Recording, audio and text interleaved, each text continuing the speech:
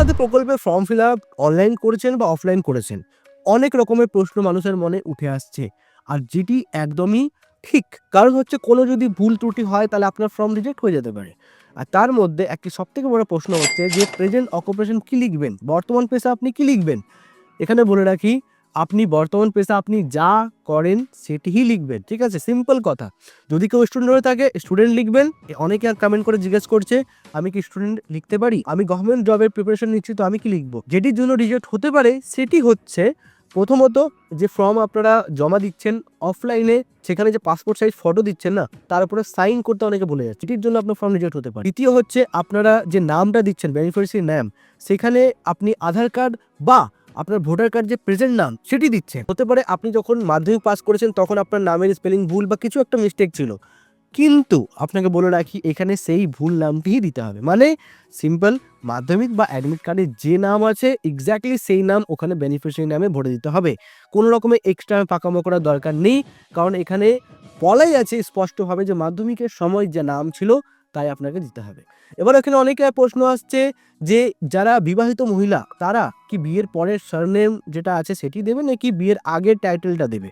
অতি অবশ্যই এখানে বলে রাখি আবারও যে মাধ্যমিকের সময় যা নাম ছিল অ্যাডমিট কার্ডে বা মাধ্যমিকের রেজাল্টে সেটিই দেবে।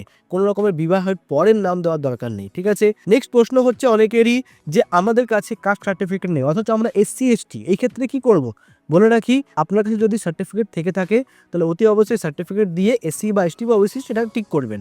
যদি না থাকে তাহলে অতি অবশ্যই জেনারেলি টিক করবেন, আর কোনো রকম সার্টিফিকেট দেওয়ার দরকার নেই। কারণ হচ্ছে আপনি এসসি এসটি ওবিসি যতই হোক না কেন, যদি প্রুফই না করতে পারেন তাহলে সেখানে আপনি জেনারেল ক্যাটাগরিতে ধরা হবে। নেক্সট প্রশ্ন হচ্ছে আপনাদের মনে এটি যে আমরা করোনার ব্যাচে পাস আউট, তো আমাদের ক্ষেত্রে এখানে রোল নাম্বারটা কি করব। আপনাদের কাছে 10-এর মার্কশিট আছে, অবশ্যই মার্কশিটটা সেটির জেরক্স দেবেন, মার্কশিটের যে রোল নাম্বার থাকে সেটি আপনার দিয়ে দেবেন। নেক্সট প্রশ্ন হচ্ছে সিবিএসসি বোর্ডে যারা যারা পরীক্ষা দিয়েছেন তাদের তো রোল নাম্বার আলাদা আলাদা হয় না, তাহলে এখানে রোল বা নাম্বার কোথা থেকে পাবো। রোল আর নাম্বার আলাদা আলাদা হচ্ছে ডাব্লিউবিবিএসসি মানে আমাদের ওয়েস্ট বেঙ্গল বোর্ডে।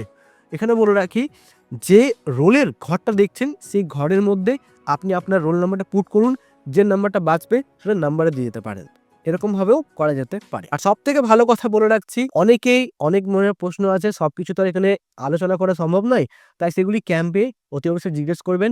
ওখানে বড় বড় করে লেখা আছে পর্দায় মে আই হেল্প ইউ, মানে ওখানে পশ্চিমবঙ্গ সরকার বসে আছে আপনার হেল্পের জন্য। আপনারা ওখানে কোশ্চেন করবেন, সরাসরি যেটি বুঝতে পারছেন না ওখানে লিখে দেবেন, হয়ে গেল, ক্লিয়ার।